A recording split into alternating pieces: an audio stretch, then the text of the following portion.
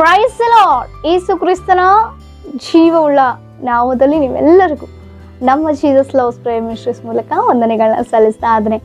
ದೇವರು ಒದಗಿಸಿಕೊಟ್ಟಂತ ಮತ್ತೊಂದು ನೂತನ ದಿನಕ್ಕಾಗಿ ದೇವಾದಿ ದೇವರಿಗೆ ನಾನು ಮಹಿಮೆಯನ್ನು ಸಲ್ಲಿಸುವಳಾಗಿದ್ದೇನೆ. ಆಮೇಲೆ ನಾವೆಲ್ಲರೂ ಕೂಡ ಮಹಿಮೆಯನ್ನು ಸಲ್ಲಿಸುವವರಾಗಿರ್ಬೇಕು. ನಾವೆಲ್ಲರೂ ಆತನಿಗೆ ಕೃತಜ್ಞತೆ ಉಳ್ಳವರಾಗಿರ್ಬೇಕು. ನಮ್ಮ ಜೀವನದಲ್ಲಿ ಎಷ್ಟೋ ಮೇಲಾದ ಕಾರ್ಯಗಳನ್ನ ದೇವರು ಮಾಡಿದ್ದಾರೆ, ಹೌದಲ್ವಾ? ನಾವು ಬದುಕಿದ್ದೀವಿ, ನಾವು ಉಸಿರಾಡ್ತಾ ಇದ್ದೀವಿ, ನಾವು ಫಲ ತಿಂದಿದ್ದೀವಿ, ನಾವು ಸಂತೋಷವಾಗಿದ್ದೀವಿ, ಈ ದಿನವನ್ನು ನೋಡ್ತಾ ಇದ್ದೀವಿ. ಕಳೆದ ರಾತ್ರಿಯೆಲ್ಲ ಸುಖಕರವಾಗಿ ನಾವು ನಿದ್ರೆ ಮಾಡಿದ್ದೀವಿ. ಆ ನಿದ್ರೆ ಮಾಡಿಕೊಂಡು ಒಂದು ನಿವಾಸ ನಮಗಿದೆ. ಆಮೇಲೆ ಇದೆಲ್ಲವನ್ನು ಒದಗಿಸಿಕೊಟ್ಟಂಥ ದೇವಾದಿ ದೇವರಿಗೆ ನಾವು ಎಷ್ಟು ಕೃತಜ್ಞತೆ ಉಳ್ಳವರಾಗಿದ್ದೀವಿ ಒಂದು ಬಾರಿ ಆಲೋಚನೆ ಮಾಡೋಣ. ಹಲ್ಲೆಲೂಯ. ಪ್ರತಿ ಕ್ಷಣವೂ ಆತನ ಉಪಕಾರಗಳನ್ನು ನೆನೆಸಿ ದೇವರಿಗೆ ಕೃತಜ್ಞತೆಯನ್ನು ಸಲ್ಲಿಸೋರಾಗಿರ್ಬೇಕು. ದೇವರಿಗೆ ಮಹಿಮೆ ಉಂಟಾಗಲಿ. ಹಾಗಿರೋದು ದೇವರು ಈ ದಿನ ನಮಗೆ ಏರ್ಪಡಿಸಿಕೊಟ್ಟಂಥ ವಾಗ್ದಾನ ವಾಕ್ಯವನ್ನು ನಾವು ಧ್ಯಾನಿಸೋಣ. ಮತ್ತಾಯನು ಬರೆದ ಸುವಾರ್ತೆ 28ನೇ ಅಧ್ಯಾಯ 20ನೇ ವಚನ. ಎಲ್ಲಾ ದಿವಸ ನಿಮ್ಮ ಸಂಗಡ ಇರುತ್ತೇನೆ. ಆಮೇನ್. ಎಲ್ಲ ದಿವಸ ಕೂಡ ದೇವರು ನಮ್ಮ ಸಂಗಡನೇ ಇರ್ತಾರಂತೆ. ಹಲ್ಲೆಲೂಯ. ದೇವರಿಗೆ ಸ್ತೋತ್ರ. ಅನೇಕ ಸಂದರ್ಭದಲ್ಲಿ ಪರಿಸ್ಥಿತಿಗಳಿಂದಲೋ, ಅನುಕೂಲತೆ ಇದ್ದಾಗಲೋ, ಅನುಕೂಲತೆ ಇಲ್ಲದಿದ್ದಾಗಲೋ, ಎಲ್ಲವೂ ಕ್ಷೇಮವಾಗಿದ್ದಾಗಲೋ, ಸಮಸ್ಯೆಗಳಿಂದ ನಮ್ಮ ಜೀವನ ತುಂಬಲ್ಪಟ್ಟಾಗಲೋ ಮನುಷ್ಯರು ಕೆಲವೊಬ್ರು ಹತ್ತಿರ ಆಗ್ತಾರೆ, ಇನ್ನು ಕೆಲವೊಂದು ಸಂದರ್ಭದಲ್ಲಿ ದೂರವಾಗಿ ಹೋಗ್ತಾರೆ, ಕೈ ಬಿಟ್ಟು ಹೋಗ್ತಾರೆ. ಆದರೆ ದೇವರು ಹೇಳ್ತಿದ್ದಾರೆ, ಅನುಕೂಲತೆಯಲ್ಲಿಯೂ ಅನಾನುಕೂಲತೆಯಲ್ಲಿಯೂ, ಸುಖದಲ್ಲಿಯೂ ದುಃಖದಲ್ಲಿಯೂ, ಸಂತೋಷವಾಗಿದ್ದರೂ ಕಣ್ಣೀರು ಹಾಕ್ತಾ ಇದ್ರು, ಏನೇ ಪರಿಸ್ಥಿತಿಗಳು ಮಾರ್ಪಟ್ಟರು ಯಾವಾಗಲೂ ಕೂಡ ದೇವರು ನಿನ್ನ ಸಂಗಡ ಇದ್ದಾರೆ ಅನ್ನುವಂಥದ್ದನ್ನು ನೀನು ಮರಿಬೇಡ. ದೇವರು ವಾಗ್ದಾನ ಕೊಡ್ತಾ ಇದ್ದಾರೆ, ನಿನ್ನ ಸಂಗಡ, ನನ್ನ ಸಂಗಡ, ನಮ್ಮೆಲ್ಲರ ಸಂಗಡ ದೇವರಿದ್ದಾರೆ. ಆಮೇನ್.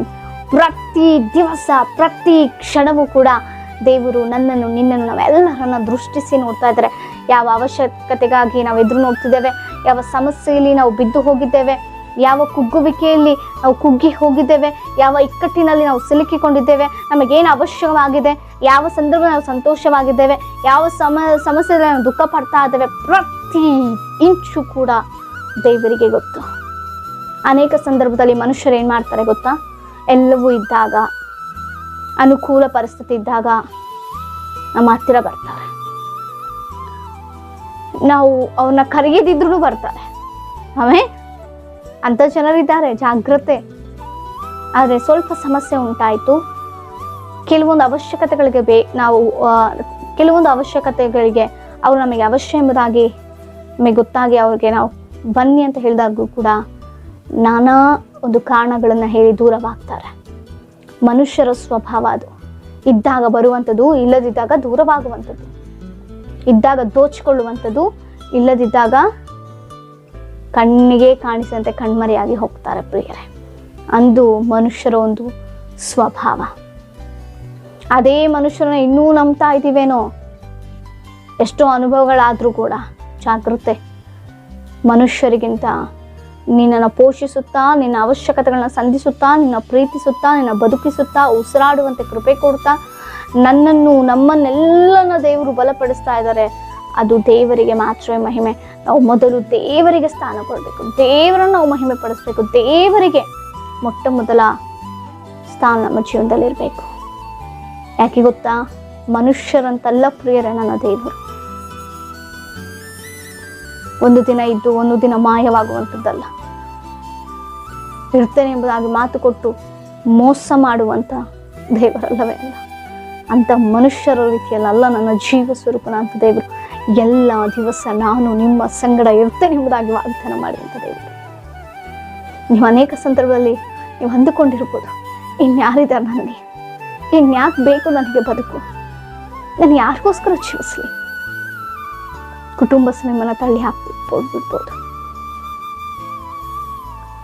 ನಿಮ್ಮ ನೆರೆಯವರೇ ನಿಮ್ಮನ್ನು ಹೀನವಾಗಿ ನೋಡ್ತಾ ಇರ್ಬೋದು. ನೀವು ಪ್ರೀತಿಸುವಂಥವ್ರೆ ನಿಮ್ಮನ್ನ ಬಿಟ್ಟು ದೂರ ಹೋಗಿರ್ಬೋದು. ಎಷ್ಟೋ ಸಹಾಯ ಮಾಡಿದಾಗ್ಯೂ ಕೃತಜ್ಞತೆ ಇಲ್ಲದೆ ಅನೇಕರು ಜೀವಿಸ್ತಾ ಇರ್ಬೋದು. ನೀವು ಸಮಸ್ಯೆಯಲ್ಲಿ ಬಿದ್ದಾಗ ಯಾರು ಕೂಡ ನಿಮ್ಮನ್ನು ನೋಡಿ ಸಹಾಯ ಮಾಡಲಿಕ್ಕೂ ಕೂಡ ಮುಂದೆ ಬರದೆ ಇರುವಂಥವರಾಗಿರ್ಬೋದು. ನಿಮ್ಮಿಂದ ಎಷ್ಟೋ ಜನ ಸಹಾಯ ಪಡ್ಕೊಂಡು ನೀವು ಸಮಸ್ಯೆಯಲ್ಲಿದ್ದಾಗ ನಿಮ್ಮಿಂದ ದೂರವಾಗಿರೋ ಎಷ್ಟೋ ಜನರು ಇರ್ಬೋದು ನಿಮ್ಮ ಜೀವನದಲ್ಲಿ. ಆದರೆ ದೇವರು ತಿಳಿಸ್ತಾ ಇದ್ದಾರೆ, ಮಗಳೇ ಆಲೋಚನೆ ಮಾಡಬೇಡ, ಮಗನೇ ಚಿಂತೆ ಮಾಡಬೇಡ, ಧೈರ್ಯವಾಗಿರು. ನಾನು ಎಲ್ಲ ಸಂಗಡ ಎಲ್ಲ ದಿವಸ ನನ್ನ ಸಂಗಡ ಇರ್ತೇನೆ. ನೀನು ಹೆದರುವಂಥ ಅವಶ್ಯಕತೆ ಇಲ್ಲ. ನಿನ್ನ ಸೃಷ್ಟಿಸಿಕೊಂಡಿದ್ದು ನಾನು, ನೀನು ಪೋಷಿಸ್ತಾ ಇರೋದು ನಾನು. ನನಗೆ ಗೊತ್ತು. ಮನುಷ್ಯರನ್ನ ನೀನು ನಂಬದೆ ಇದುವರೆಗೂ. ಇವಾಗ ದೇವರನ್ನ ನಂಬು, ನನ್ನನ್ನು ನಂಬು ಎಂಬುದಾಗಿ ದೇವರು ಹೇಳ್ತಾ ಇದ್ದಾರೆ. ಇದುವರೆಗೂ ಮನುಷ್ಯರನ್ನ ನಂಬಿ ನಂಬಿ ನಂಬಿ ನಂಬಿ ಮೋಸ ಹೋಗಿದ್ದು ಸಾಕು. ಆಮೇನ್. ಯಾವಾಗಲೂ ಪ್ರತಿ ಕ್ಷಣವ, ಪ್ರತಿ ನಿಮಿಷ, ಪ್ರತಿ ಸೆಕೆಂಡ್ ಕೂಡ ತನ್ನ ಕಣ್ಣಿನ ರೆಪ್ಪೆ ಮರೆಚಾಳನ್ನ ಮರೆಮಾಚಿಕೊಂಡಿರುವಂಥ ದೇವರನ್ನ ನೀನು ನಂಬೋದಾದ್ರೆ ಖಂಡಿತ ಪ್ರತಿ ಪರಿಸ್ಥಿತಿಗಳ ಆತನು ನೀನು ನಂಬಲವು ಹಿಂಬಲವು ಬಲಗಳಿಗೆ ಎಲೆಗಳಿಗೆ ನಿನ್ನ ಸಂಗಡ ಇರ್ತಂತ ದೇವರು. ಆಮೇನ್. ಅಂತಹ ದೇವರನ್ನ ನೀನು ನಂಬು, ನಾವು ನಂಬಬೇಕು. ಆಗಲೇ ಆ ಥರ ಒಂದು ಮಹಿಮೆಯುಳ್ಳ ಕಾರ್ಯಗಳನ್ನ ನೋಡ್ಲಿಕ್ಕೆ ಸಾಧ್ಯ ನಮ್ಮ ಜೀವನದಲ್ಲಿ. ಆಮೇಲೆ ಏನೇ ಪರಿಸ್ಥಿತಿಗಳಿದ್ರೂ ಕೂಡ ಪರವಾಗಿಲ್ಲ, ನಿಮ್ಮ ಜೊತೆ ಇರುವಂಥವ್ರು ಇಲ್ಲದಂಥವ್ರ ಬಗ್ಗೆ ಆಲೋಚನೆ ಮಾಡಬೇಡಿ, ದೇವರ ಕುರಿತು ಆಲೋಚನೆ ಮಾಡಿ. ಆಮೇಲೆ ನಿಮ್ಮೇನೇ ವಿಜ್ಞಾಪನೆಗಳಿದ್ರು ನಮಗೆ ತಿಳಿಸಿಕೊಡಿ, ನಿಮಗಾಗಿ ನಾವು ಪ್ರಾರ್ಥಿಸುವರಾಗಿದ್ದೇವೆ. ಪ್ರಾರ್ಥಿಸಿಕೊಳ್ಳೋಣ. ಪರಿಶುದ್ಧನಾಂತ ದೇವರ ಸ್ತೋತ್ರ. ಅಪ್ಪ, ಎಲ್ಲ ದಿವಸ ನಮ್ಮ ಸಂಗಡ ಇರುವಂಥ ದೇವರ ನನಗೆ ವಂದನೆ.